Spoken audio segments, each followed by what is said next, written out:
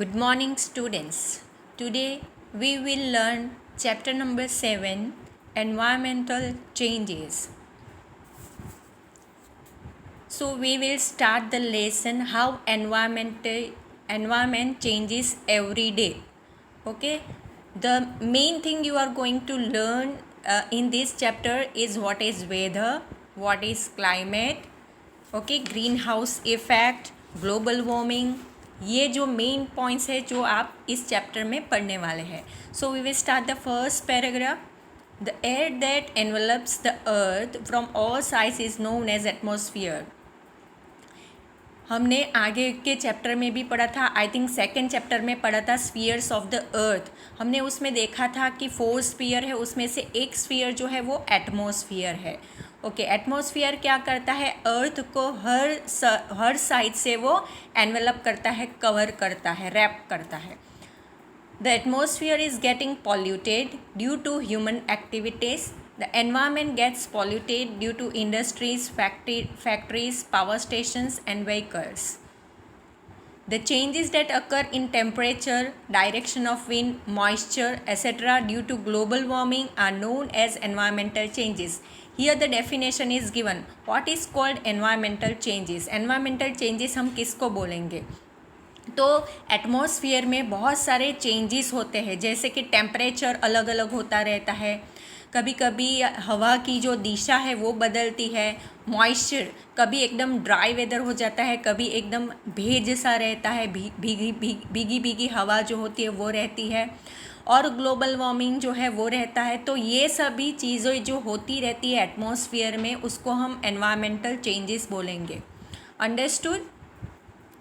Now see here, for your better perception, box is given. Find out the places that experience extreme rain, heat, cold and extreme climatic conditions with the help of the given table. Also find out the reasons for the same. This box you have to do by your own.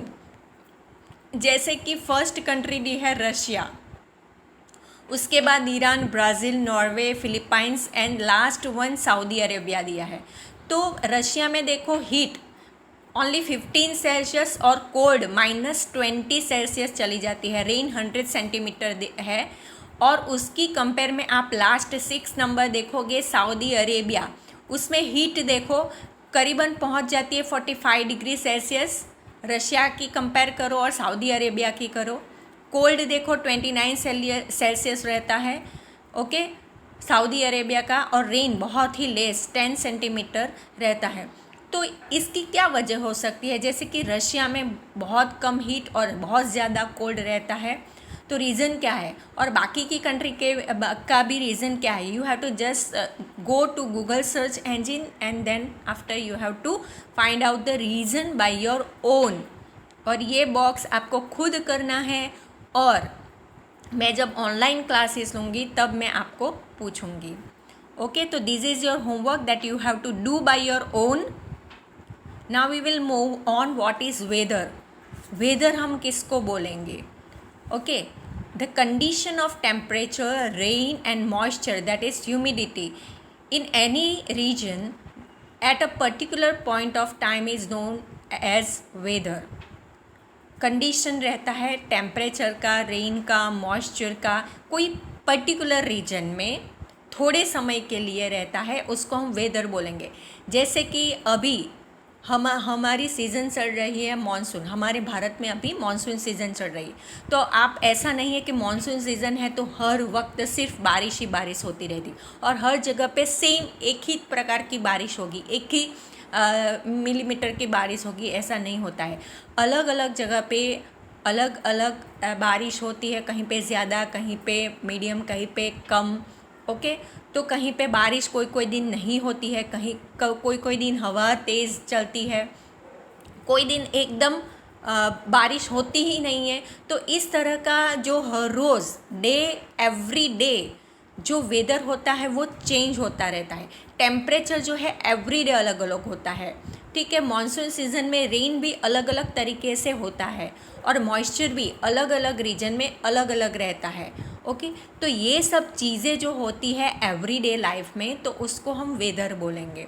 Okay, what would be the weather of this place? Write your answer in the notebook after carefully observing the given map.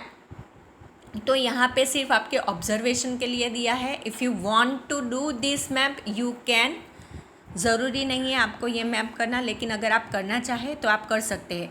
लेकिन आपको ये समझना बहुत ज़रूरी है कि weather और climate के बीच में डिफरेंस क्या है. What is the difference between weather and climate? तो वेदर एक कंडीशन है टेम्परेचर, रेन और मॉइस्चर की, कोई पर्टिकुलर रीजन में होती है और पर्टिकुलर टाइम में ही होती है. जनरली वेदर हम एवरीडे कंसीडर करते हैं, एवरीडे अलग अलग होता है, उसको हम कंसीडर करते हैं. और ये देखो क्लाइमेट क्या है, the average condition of rain, temperature and moisture for over more than 35 years in any is known as climate. मैंने आपको आगे एक वीडियो भी भेजा था, एनिमेटेड वीडियो था, वेदर और क्लाइमेट के बेटर अंडरस्टैंडिंग के लिए मैंने भेजा था, वो देखने के लिए. अगर आपने उसको संभाल के रखा है तो एक बार वो जो लिंक मैंने भेजी थी वो एक बार वापस देख लेना, ताकि आपको बेटर अंडरस्टैंडिंग हो जाए. अब देखिए क्लाइमेट क्या है, तो एक एवरेज कंडीशन है. रेन कितनी एवरेज, कोई फॉर एग्जांपल सूरत में एवरेज बारिश लास्ट 35 ईयर्स में कितनी होती रहती है.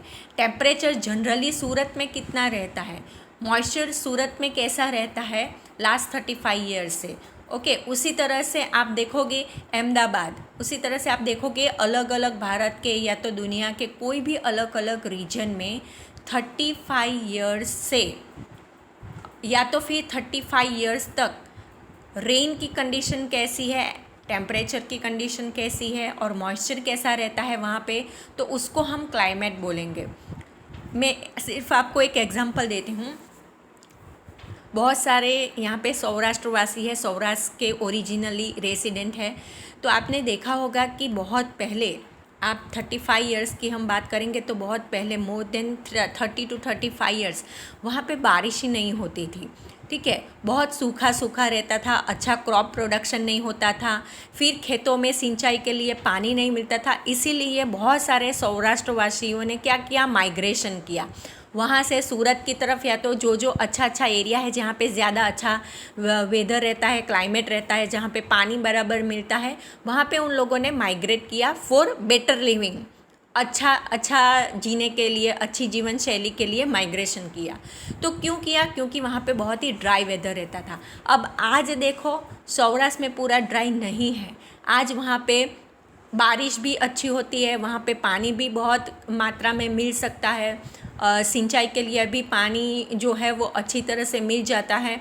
तो देखो कोई रीजन जो होता है वहाँ पे 30 to 35 ईयर्स के बाद क्या होता है, क्लाइमेट चेंज हो जाता है.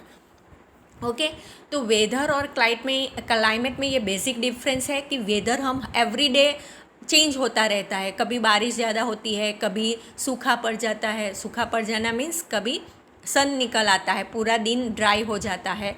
तो इस तरह से एवरीडे हम वेदर चेक करते रहते हैं. कहाँ पे आपने देखा होगा वेदर फोरकास्ट, जो न्यूज़ पे आता है वेदर फोरकास्ट, कोई जगह पे क्लाउडी बताता है, कोई जगह पे बहुत ज़्यादा रेन आने की संभावना है, तो कहीं पे सनी डे होता है. तो एवरीडे जो फोरकास्ट होता रहता है दैट इज़ वेदर. और क्लाइमेट जनरली 30 to 35 ईयर्स जहाँ पे एवरेज कंडीशन रहती है टेम्परेचर रेन की, उसको हम क्लाइमेट बोलेंगे. तो this difference you have to keep in mind. Thank you very much dear students. I want to just clear your understanding about weather and climate, and then after we will learn in part 2 about greenhouse farming and global effect. For now आपको, आपके लिए सिर्फ इतना ही है और आपको इतना ऊपर ही ज़्यादा ध्यान देना है. और मैंने आपको जो आगे वीडियो भेजा था वो वीडियो अच्छी तरह से आपको एक बार देख लेना है. Thank you very much.